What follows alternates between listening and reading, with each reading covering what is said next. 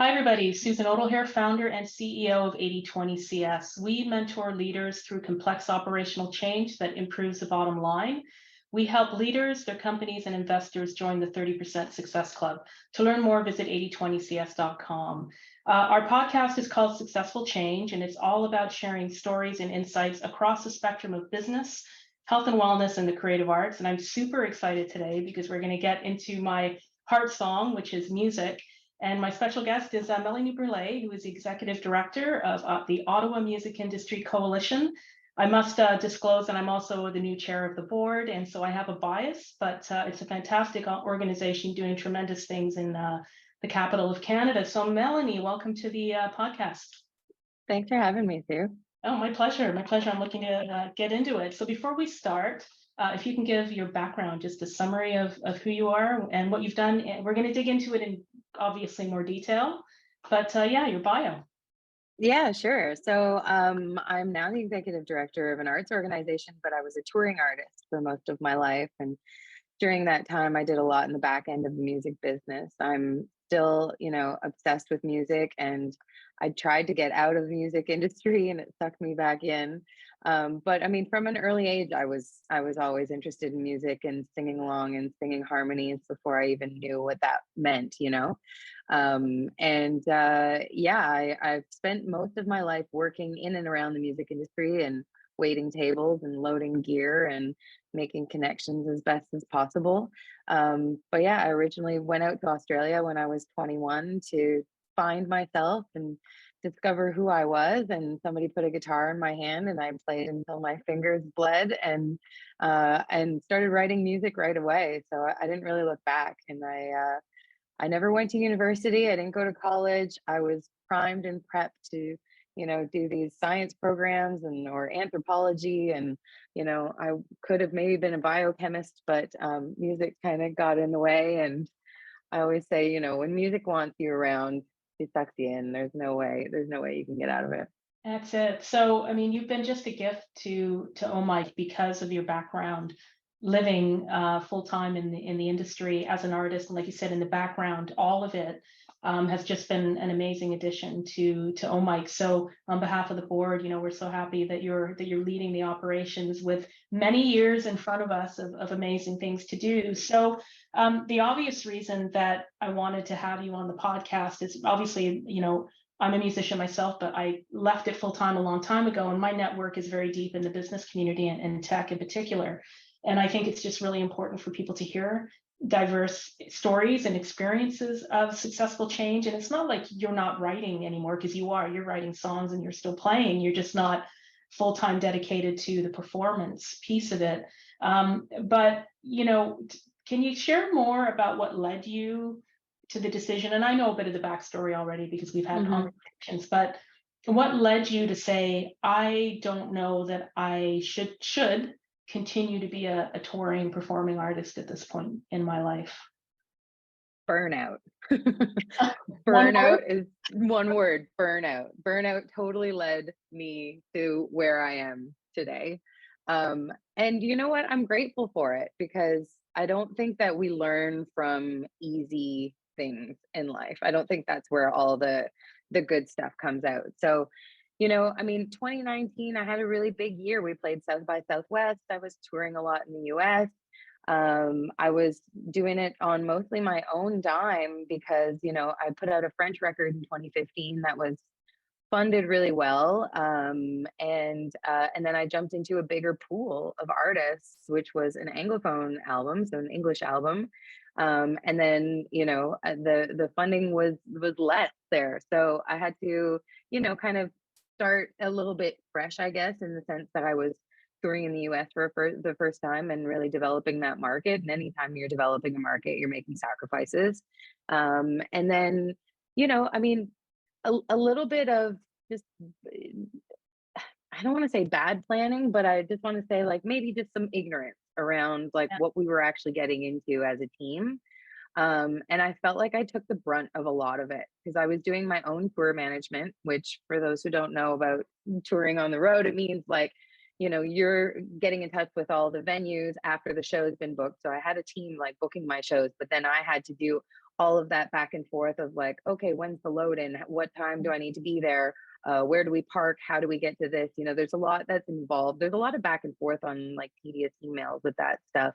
Can you just Um, take a minute? Because you have an yeah, audience here that doesn't understand how hard it is to make a living in music, right? So can you just shed some light on that? Like that burnout is not it's a bigger word. I think it's a bigger word in the artistic community because the pay scale is not the same as it is in other industries, but the amount of work you have to put in to your yeah, passion. I just think it's a great opportunity to kind of share with yeah. the audience what it means to be a working musician. Well, like those memes that came out is like, what my mom thinks I do, what my dog thinks I do. Like that stuff is totally accurate. And usually it's a musician in front of a computer, like what I actually do. Right. Because the time that you spend on stage is such a minutia of the whole iceberg that is actually going on below, and it's like you're just trying to paddle to keep up with everything. So I mean, there's grant applications, and that's when you write your first grant application, they tell you to take a month to do that, like to really get into it, and that means business planning and thinking about your marketing and who you're going to hire, and then that's a whole nother world of like communicating with the folks that you hire. So if I'm playing with a 5-piece band and my drummer can't make it on this day, well, I need to have a list of backups, and we need to have rehearsals, and I need to send him stuff, or them stuff to be able to get back on it. And it's usually the artist that's going to be doing one-on-one rehearsals to make sure that that person is there. And then not to mention that it's like, okay, well, if my guitarist can't make it, then I need charts on top of all of that stuff, and like, and then people management, like, does the band get along? Can we all sit in a van together for 8 hours and then play a show and then drive to another location and probably eat, whatever we can find along the way? There's just like a lot of hours spent on a computer, communicating with people, and also getting like the promotional side of things, like all of the social media, which I hated. And I always said that I would never have had social media had it not been for my career. I love working on other people's projects now. I can help people now manage social media in a way that is true to them, Yeah. because I was lying to myself and lying to my audience for so long of like, yeah, I totally want to be in your town in the middle of nowhere and play to no one because, we haven't done any radio promo, even though I have a team. Like, Yeah. so it was kind of getting frustrating for me that at the end of the day, I was also doing a lot of the driving, because when we were developing a new market, we're just touring as a duo because we couldn't afford to go with the whole band. So it's like splitting your brain in between the business side of things and you being your own administrator, and then going out on the road and being the face and Yeah. having all of that interaction with people. So not everybody's an extrovert. I realized that I thought I was an extrovert. I'm an extrovert on stage, Right. but I'm not necessarily an extrovert all the time. And so the amount of emotional energy, physical energy, staying up late at night, I mean, the gig economy is really difficult too because you don't want to say no to work because you don't know when it's going to come again. So when it's flowing, you are doing as much as possible. And anyone can see right now that there are so many artists, like, for example, Orville Peck, who I love. And if you don't know who he is, go and check him out because he's amazing.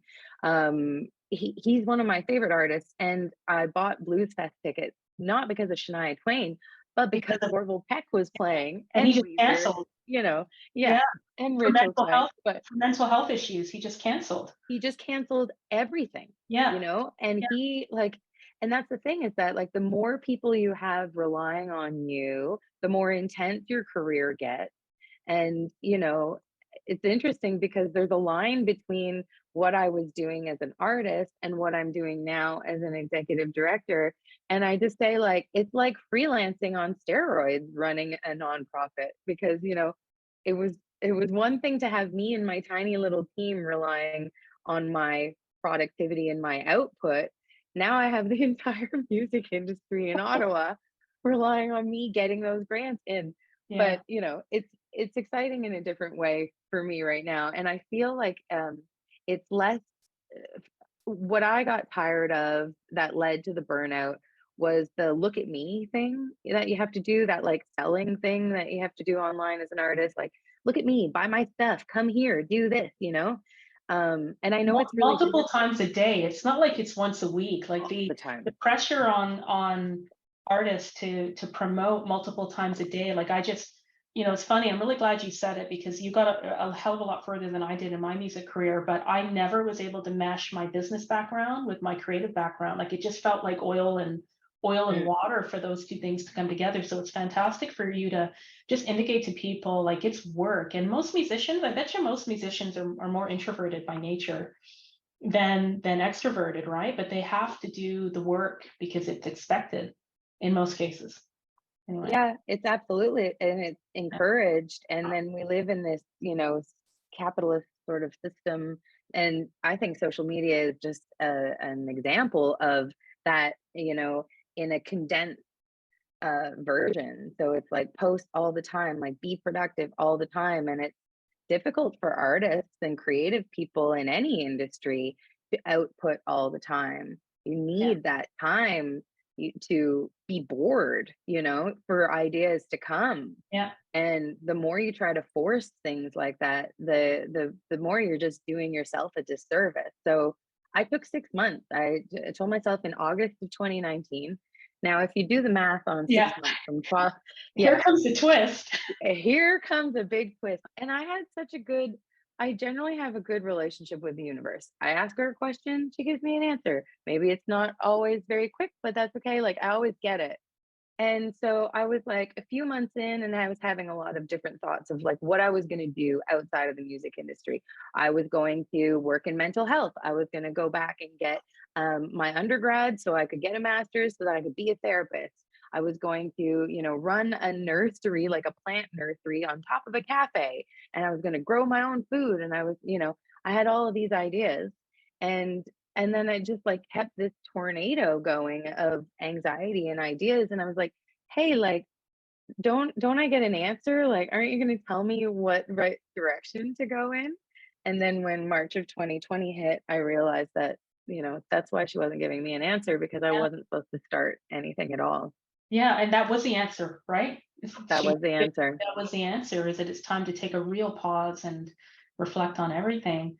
So Mhm. what kept you busy through COVID? And again, I know some of the answer for that, but pretty interesting I thing. did I did such crazy stuff in the pandemic. I'm sure everybody's gonna look back and go like, whatever. The people that worked out, good on you. Kudos if you worked out during the pandemic, because I sure as heck did not. Okay. I ate a lot of Haagen-Dazs ice cream. I taught myself how to make dumplings, like wontons. And so my roommate had this pasta roller.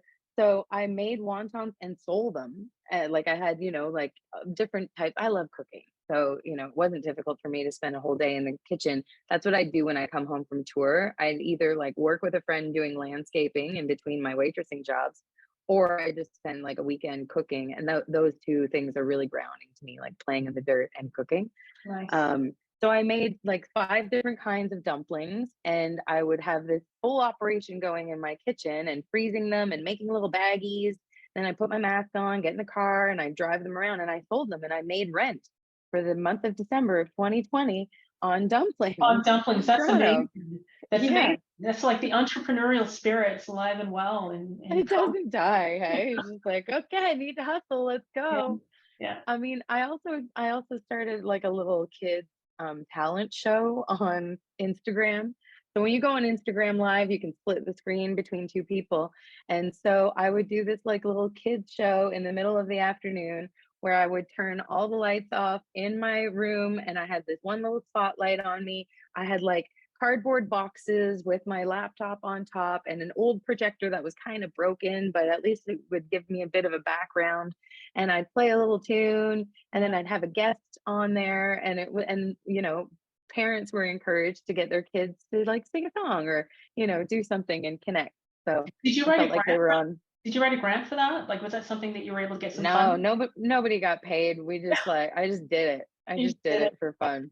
Well, that's mental health, right? That's looking after your mind in trying times.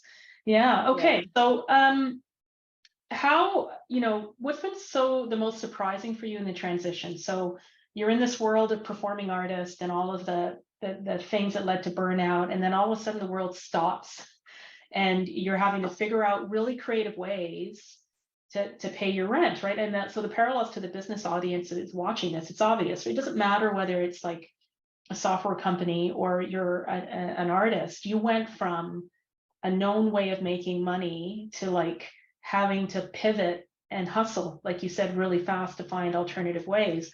So then you transition. I guess let's stop there for a second. How did you end up executive director of Like, what was your journey from like darkroom children's show There's to where you are now? there's a few steps there. Okay.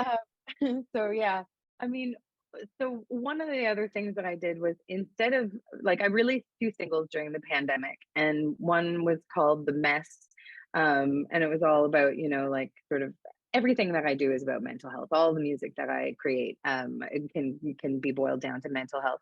So this was a way for me to promote a single without promoting it. But I did the same sort of concept where I would share the screen on Instagram, but I did it with mental health professionals, and I would ask them a number of questions for about 20 to 30 minutes. And the way that I promoted my single was that I'd play my single at the beginning, as people are entering the room, if you will, and then I'd have this conversation. So I did that in May of 2020 and in October of 2020, which is mental health week and mental illness awareness week. So all up, I think I did about 10 of them, with different mental health professionals. And so that kind of put me in a bit more of a limelight of like, oh, she's really interested in this. She doesn't just talk about it on stage, Yeah. but I was putting it on YouTube as well. So through that, I ended up getting in touch with the Canadian Mental Health Association, and that also helped, put my name forward. I started doing workshops with young people online during the pandemic, about self-confidence and mental health. So all of that kind of led me to a position that people were contacting me for these reasons, like, hey, can you help me with resources? So I built a page on my website. Hey, can you do this? Hey, can you do that? Like being more involved in mental health. Yeah. And then I got a call from the Canadian Live Music Association, who needed someone to step in really quickly for someone that had to take a mental health leave, um, because there was an emergency happening in her family. And so that all of that knowledge and the way that kind of happened was interesting, because it put me in a position where the topics that we were talking about as employees of this national organization in music, I knew a lot about on the mental health side. So Yeah. I was able to kind of help the team a little bit with my very small amount of knowledge and resources, but kind of get through that transition for them. And then, I was going to work in mental health. So I was like, I was applying for jobs in mental health, and I didn't get the job that I really wanted. And in hindsight, I don't know that it was going to be the right fit for me anyway, now that I look back. But so I got an extra contract with the Canadian Live Music Association. And so that kind of opened the door into learning more about music advocacy, and really what goes on in terms of how much lobbying with the government you need to do to keep music in the forefront as an economic driver and a cultural driver, and keep money in the budget. So I was connecting with a lot more back end, more than just like booking artists and showcase rooms and doing graphic design. This was like, okay, this is the ins and outs of how this works on a policy level. So that was interesting. And one of the projects that we were working on was music cities, and so connecting with different cities around Ontario and around Canada in their mission to become a music city. So whether you're a community or a village, or a city like Toronto or Ottawa, there are steps that you can do to encourage your municipal government to get on board, and to connect more. So that was the thing that excited me the most. And then I kind of burnt out COVID wise from that job. Even though I had only done a couple of months, there was a lot of things that really excited me, but I really realized that, working on so much COVID stuff, and we had designed a web page that had all of the music restrictions across Canada.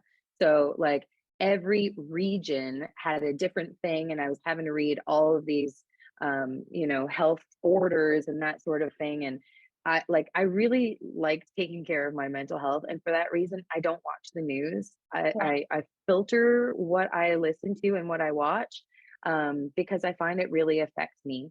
And so if it hadn't been for that job, like, I wouldn't have been paying attention to the COVID stuff. I'd have been, keeping my mind healthier. So when you're living in that all the time, it just can get too intense. So I was like, I think I need to take a break from this. And then that led me to this job. So thanks to Erin, who's the CEO, Erin Benjamin. If you don't know who she is, she's an amazing person. Powerhouse. Everybody should check her out. Absolutely. But she's like a big part of the Canadian live music scene, and helping us, keep money in the music industry. And then so somebody on the board of directors, Tara Shannon, who is also an amazing human. I met her and I was like, oh, she's someone that I could work for. And she was like, how about you run this organization? And of course, at first I was like, I don't know that I have the skills to do this. I've never been an executive director Yeah. before. I Yeah. didn't go to business school. I'm DIY, man. Like, I don't know how to do it. I YouTube it, I Google it, I figure it Right. out. But it's hard to put that on a resume. And having done so many resumes trying to get a job as an artist during the pandemic, I was like, okay, like, I could do graphic design. So I applied for some graphic design jobs. It's like, yeah, but you're not trained, and it's All just the so different tools. difficult. That's not so working with Erin gave you exposure to what it means to operate inside a nonprofit, right? The whole behind the scenes, like you were, Exactly. and Hmm. that set you up. So you gained experience from that, with a great mentor in Erin, to be Hmm. able to understand what that is. And then Tara, I mean, like, we had dinner last week and we're talking about like what we all, the three of us, share our belief in, the universal messages that you get. And if you're paying attention, there's a lot of information available out there for you to kind of take and make decisions on. So I mean, it's we're talking all about strong women that are leading amazing organizations, Hmm. bringing each other into roles to just empower even more people in general to do great things. So I just felt a need to voice that. Hmm. So I'm curious what the biggest surprise for you has been in the transition, because as I said before, like, you've had a massive impact on OMIC. Like, more people know about OMIC than ever have before. And I think I can speak collectively. I do believe, and I believe the board believes, it's because you've lived all of the roles of the communities that we're trying to support. You are a fan, and you are a creative artist, and you understand the back end of it, and you understand the policy side of it now, and you're getting stronger all the time. So I'm just really interested, when you go from where you were 6 months before COVID, sitting here today, what's been the biggest surprise or surprises for you personally in successfully changing from, a stressed out, burnt out artist to Mm. executive director of a growing nonprofit? I'm really surprised that I like mourning. I'm really surprised also um, that there is so much creativity in a job like this, where on paper, running a nonprofit is not on the list of creative jobs. However, there's so much creativity that you can use, that you can put in. And I really love the strategy of things and the puzzle pieces. Like, everybody that I meet, like, lives rent free in my brain. And so there's like, everybody has a shape, and as projects come up, I'll just call on that, and I'll call on that that's so satisfying to me, the connecting of people. So I'm really surprised, actually, that, like, that if you I kind of thought that I would work for an arts organization like Canada Council or Ontario Arts Council, because I had done a lot of juries. So I was like, oh, that's where I'll go when I'm done, like When when you're I'm done when it's touring. time to go out to pasture, you'll go. Yeah, put me Yeah, put me in an arts organization. I'm yeah, finished, you yeah. know. But I don't think I really realized how much um how much joy and fulfillment I could get out of doing something like this. And I think it took me burning out to realize that to realize why I wanted to make music and why I was making music. So those were two different things, you know? Um, Wanting to make music for the love of connecting with people, for the love of dealing with your crap, and, you know, for the love of the art is one thing. And then wanting or needing to make music to make money, for it to be a job, are that's two different worlds that you're living in. Yeah. And now I show up to work because I want to, not because I feel like I have to. And I feel a lot less pressure on me, even though really, if you quantified it, there's probably a lot more pressure on me now. It's different pressure though, right? It's less self-centered Yeah. pressure. And I think that for where I am right now, it's healthier for me. And it feels like I'm doing good work because I'm moving energy from one place to another, and I'm not just absorbing that energy for me and having nowhere to, like, I felt so uncomfortable, people coming up to me after a show that I'd never met before, and like all they knew of me was the performance that they Yeah. saw. But like this pedestal thing that we do with artists is weird. It's weird for us. You know, it's weird to be like fawned over. It doesn't feel healthy, you Yeah. know? So, and I think that's You're like just a there, person. You're just a person overall. After all, it doesn't matter how big you are. You're just a person.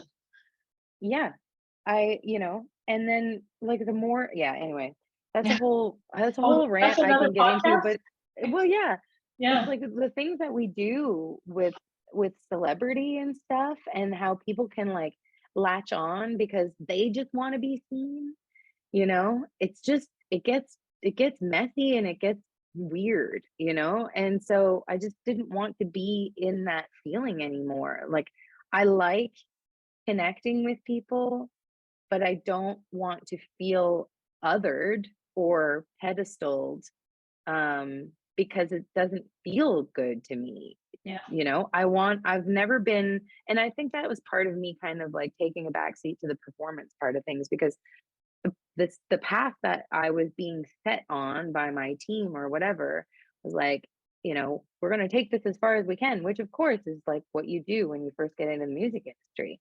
You're like, you want to be as good as an artist as you can be. So it was like, well, then that means that you're going to want to play these like stadiums, right? Like Yeah. that's where you're going to want to go. And you like, and then like, you know, family and friends were like, yeah, so are you going to go on The Voice? And it's like, well, maybe that's not what I actually want, you Right. know? And that feeling of like there's a difference between making it as an artist and feeling like you're making genuine, authentic connections with people. And there's a whole nother thing called fame that I didn't really want a part of. And so growing up, I guess, and realizing that and thinking about why I was really making music, um, and like, was I doing it, you know, partly to feel more seen? And what happens if I just see myself and focus it inward? And then it's harder for me now to go back on stage because I love myself more than I did when I was on stage Yeah. looking for attention from other people. Yeah. Yeah. When the focus was outward, and how could you pull that attention in to satisfy your own needs on whatever level? I want to go back to something that you said around the nonprofit and creativity and being surprised by that. Um, I think a lot of people that aren't involved in business, and you can call it not being an ED of a nonprofit, you are in business. It just happens to be a nonprofit business.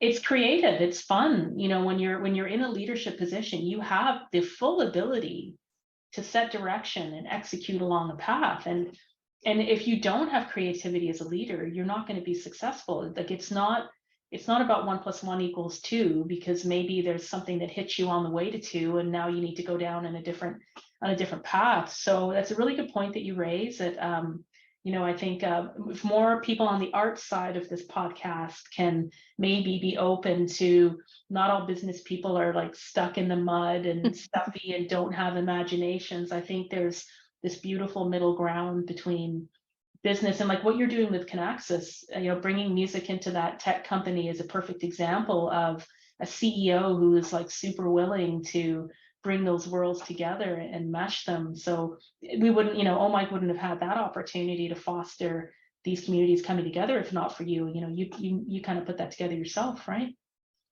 Yeah, well, John reached out to me, and that's another connection that I met at the Canadian Live Music Association when we did an event called "Music is Better with Business is Better with Music." Music is better with business is a different thing. No, that's a different thing. So it was an event to mix business leaders and CEOs with agents, with musical agents in Canada. And so we, brought Serena Ryder in and Jim Cuddy from Blue Rodeo, and we had Shawnee Kish play via hologram. It was a really interesting night, and it was really to mix more business and music and make more connections that way. And so that's how I met John Sicard, the CEO of Kinaxis. And he is like, just really wants to invest in music, and especially with emerging artists, and give them a platform and a place to play and fair pay, which is a huge thing that we advocate for. And talking about, the gig economy and how difficult it is for an artist, when you have festivals that are popping up and they're offering some promise of, a bigger connection someday, but they're right now they're paying $50 to play 2 20-minute sets in a bagel shop. It's not Yeah. quite enough to really pay the artist properly for their time. And so there are reasons that, Carfax and different organizations are in place to recommend certain fees, right? And the thing is, on that note, if you can't pay, and not everybody can pay artists a $300 minimum for a solo act to play, but there are tons of opportunities to go for sponsorship to be able to help out that pay as well. So anyway, I digress on that. But John then Kinaxis have money and they want to invest into something meaningful. And I kind of get that vibe from their whole culture anyway, that they want to invest in meaningful connections for people and really make the world a better place around them. And so we host 2 shows a month in their multi-use space. They have 700 employees. These shows are for employees only. We have artists coming in from out of town to play, and that gives us more connections with them. And then we have local artists play. And for us, it's a value add because we have this relationship with Kinaxis. We have this connection to this business community that is willing to invest. So more than just the money that is coming through the music industry, which we super appreciate, it's also the connections. And really, that's why most artists are making music, is not for the money, but is for the longevity of it. And so anytime we see projects like that popping up that, help us with the longevity of things, we love that. Yeah, I think the third piece I would add there would be the positive mental health impact of these shows for their staff. I mean, that's like, it's an incredible thing to have music embedded in the culture of Kinaxis. And we talk about, one of the primary missions for OMIC is further embedding music into the fabric of Ottawa. I mean, it's life-changing. So, okay, so I've got a couple more things I want to talk about before we wrap. One of them being, you've gained a significant amount of like leadership experience in business over the last couple of years, now that you're leading OMIC and doing such an amazing job. How has this experience and now being comfortable as a leader, like, does it impact your future? Because I always like to think about successful change is not like a project. It's not like one thing, right? To me, it puts you on a path of having a successful change mindset. And it changes, I think it changes how your brain is wired, and it gives you a different perspective on how you might face challenges in the future. So just my question is, do you see, are you looking at the world ahead of you differently now than you did before because of this journey that you're on with OMIC? Yeah, I absolutely do see the future differently now. And I think there's a few factors to that as well. And so one of the connections that I made with the Canadian Live Music Association was a really good new friend, actually, who is Nicole Auger, and she leads the International Indigenous Music Summit alongside Amanda Rayom and Shoshona Kish. And when I was working with the CLMA, she was leading a project called Closing the Gap. And it was examining the representation between IBPOC folks and their counterparts in the music industry, and making recommendations to the music industry on how to bridge the gap between experiences there. And Nicole is Métis from out west, and I mean, I've always been interested in Indigenous sovereignty and Indigenous culture, and this really gave me an insight into you know, personal experience within that, and looking at the music industry as a whole. So I think one of the things that I've carried from that into this job is looking at things with a bit more of a 7 generations lens. And so I really love that, you know, Indigenous culture looks at the like, whatever you do will affect 7 generations ahead of you. Yeah. And so what are you doing to benefit that? And I think that is like the polar opposite from this capitalist colonialist kind of mindset that we're in, that is like, well, if I don't have, then, you know, or if you have more than I do, that means that I don't have, you know, which is not really at all how energy works. Right. So it doesn't really make any sense to me that we would get so wrapped up in that. So I still have a lot to learn in that sense, but I totally see the future differently. And I feel like now more than ever, you know, I have the opportunity. Whereas when I was an artist, I had a platform to speak on social issues, and I did. And now I have a platform to make the changes, because I'm, you know, in a position that people listen to my recommendations, and I'm able to, you know, kind of elbow my way in, and people talk to me differently now. People listen to me differently now. Yeah. And I'm trying to use it for what I think is good, and I'm trying to use it to listen to more folks, and bring their experiences forward, and, you know, make, you know, something better for many generations to come. Well, no doubt you're already doing it, and I think the next few years are just going to be more of the same. So, can you tell us what's up next for Oh Mike and for you personally as a musician? That's number one, and I'll let you answer that, and then I have a follow up. Yeah, so I mean, right now it's July, so we're getting ready for our City Sounds concert series, which is an outdoor series across the city of Ottawa, multiple partners, multiple BIAs, different businesses, different venues. We're really working on the nightlife economy action plan with the city right now, and trying to rebuild nightlife. And so one of the things that we've decided to do is do these shows like from 6 to 8 p.m., like these free pop-up shows under a tent in a parking lot, or, you know, on the side of the road kind of thing, and just to try to gather a little bit more foot traffic, and then encourage people to go inside venues afterwards in the area to check out their regular scheduled programming.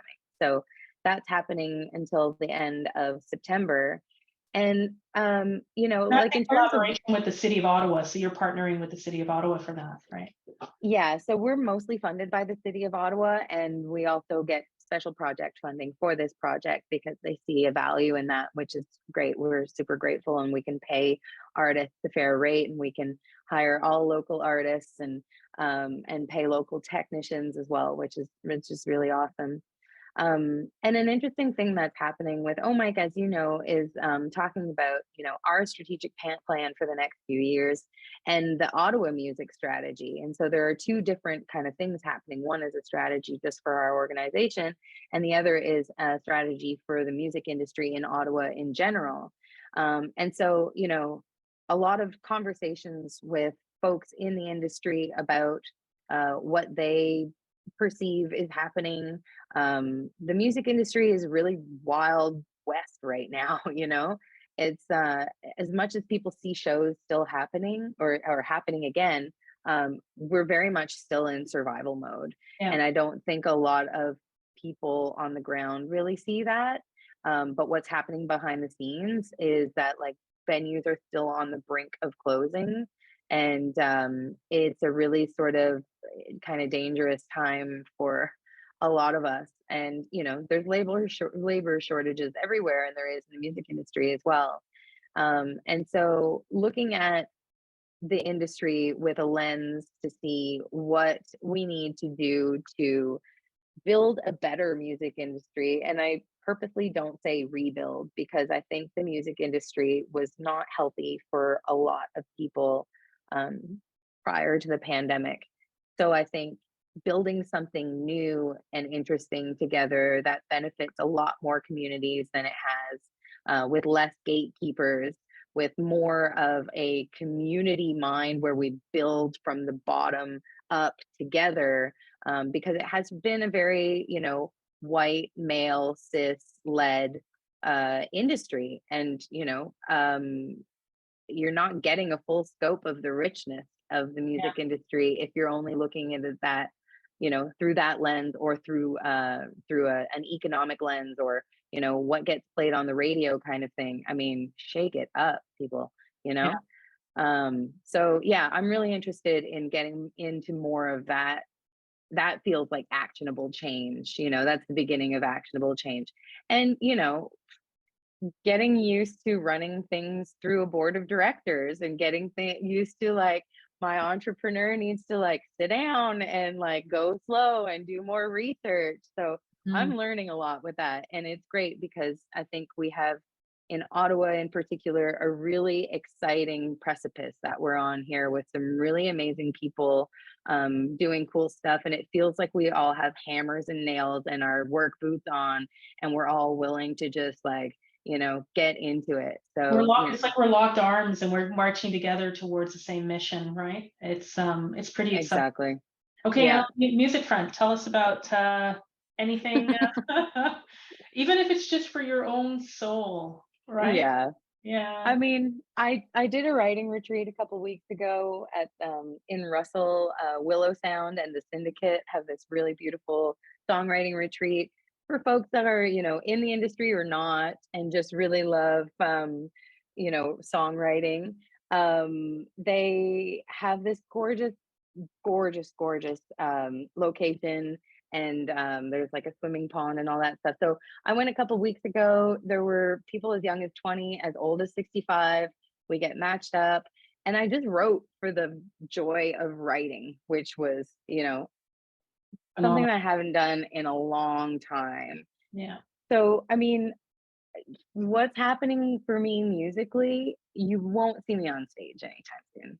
I don't want to. I don't want to rehearse. I don't want to practice. It's really difficult too to, like, in the pandemic, I did a couple of live shows. I mean, when we started opening things up again, and I had a panic attack before leaving the house, because where I was at the peak of my career in 2019, and people might relate to this in different ways, in different sectors as well, but, like, where I was at my peak, I am not there anymore. And so I, being a perfectionist, am very hard on myself with that. Like, my banter in between songs, I had stories. They were different every time, but Yeah. the core was always there. Like, I had that down. Like, my fingers were moving, faster and, more eloquently than ever. Like, my voice was on point. Yeah, it's just like, it's hard for me to think. I guess it's a matter of, like, accepting where you are right now, and I'm not ready to really do the work that I know needs to happen to get me to a level like that again. However, if you put a guitar in my hands around a campfire, and you tell me to play Harvest Moon, I will play the shit Your out of soul. Yeah. it. Yeah. Well, I Yeah, mean, and that's all okay. It's not like you're saying that and it's some negative thing. It's just acceptance for where you are right now in this moment, and it's all good. There's no negative in any of that, right? I'm rebuilding my love for music. It's kind of like a yeah, the music industry for me was a little bit like a toxic relationship. And so I've realized that, you can still get the, like, not all music industries are like that, I mean, Yeah, yeah, not every person is terrible or terrible for you. So yeah, I'm really rebuilding my love for the music industry by taking the pressure off of me having to produce something. yeah. But that said, like, if I had more time, I would probably get into the studio at Dogger Pond in Drummondville with my friend Davey Gallant, who's like awesome and I love writing with, and we would just like rock out and trip out on some weird guitar tones. And yeah, you'll probably catch me in the studio sooner than you catch me on stage. There So you go. There you stay go. tuned. So, how do people find you? And this is going to be my shout out to all of the business people watching this on LinkedIn. Tons of opportunity to get involved, like Kinaxis, and support local music and the arts in this great city. So that's my only plug. It's not about my business. It's about supporting the arts and bringing some incredible gifts into your businesses. So I would just love to encourage you to reach out to Melanie or myself directly if you want to get involved. There's a lot more we can do in the city to bring business and music together. So how do they find you, Melanie? So I'm Melanie Brulee, Brulee. You can find me on LinkedIn for sure. You can find me on Instagram and Facebook and all that stuff. But the Mike handles are ones that I check a lot more often than my personal ones anymore. And so at Ottawa Mike, so Ottawa MIC is where you find us everywhere. We're on LinkedIn too. We're on Instagram and Facebook, and rarely on Twitter. But yeah, there's so many opportunities to connect in different ways. And we have a lot of people asking us, like, how do I book someone for a show? Like, or, we want to do more of this. And, there's just so many ways to include music in your culture, in business. And I'm always up for finding really interesting ways of doing that make sense for Yeah, the organization and for the business. And so we're the hub of connectors. So if you need a connection to anything in the music industry, whether it's the city or a venue or an artist or a technician or a studio, or there's so many different ways to connect with us. So yeah. yeah. And Perfect. ottawamike.com is our email, is our website. Okay, terrific. The parallels for business and the conversation we just had are just so obvious, especially for technology startups. It's an incredibly intense type of environment where, your rate of succeeding is very low and your risk is very high because you've got investors that are pouring tons of money into something that probably is not going to be successful. And so the pressure is tremendous. And so I think what you were talking around burnout, what you were talking around toxicity of environments is extremely parallel to the tech startup community, not in all cases, but unfortunately in a lot of cases. So I think there's just great insights for everybody to see. So Melanie, thank you so much for joining me today on the podcast. It's been an absolute pleasure. And to everybody out there, you can find more talks on different subjects, again, across business, health and wellness, and the creative arts. Melanie was my first creative arts session, so we're going to have more at 8020cs.com/podcast. So, I have one more thing. I always have a song of the week on my Friday Thoughts post that I do. I'm putting you on the spot, so if you can't think Oh of my one, goodness. any song, it doesn't have to be on the topic of today's talk, but if there's an inspirational song that you would like to share, I'll put the link in the bottom of the post. Is there anything that comes to mind? An inspirational song? Or I just listen to a so get up much. song, or just your song, a song that you would like to share with my Oh audience. my goodness. A lot of what I'm listening to right now is like in languages that I don't understand That's because that's okay. what I need Look, to do for work. that's okay. So I've I I've don't know what shared they're two. saying. That's okay. I've shared two songs that have not been in English. I have no idea what they're saying either, but the song just absolutely got me. I probably should have fed this to you beforehand, but that's okay. We're here now. No problem. You know what? Okay, one that does come to mind that I do understand, and I always love when more people get exposed to francophone music that maybe haven't had access to it otherwise.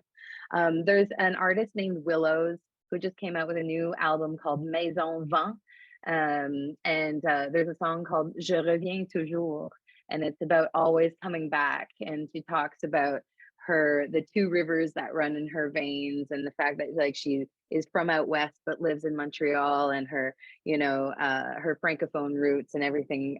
She always comes back to home, kind of thing, and I really love that track. Excellent. Okay, can you fire over a link to that for me, and then I'll put it in the post. And thank you. This was wonderful. Thank you. Okay, see you soon. Ciao. Bye.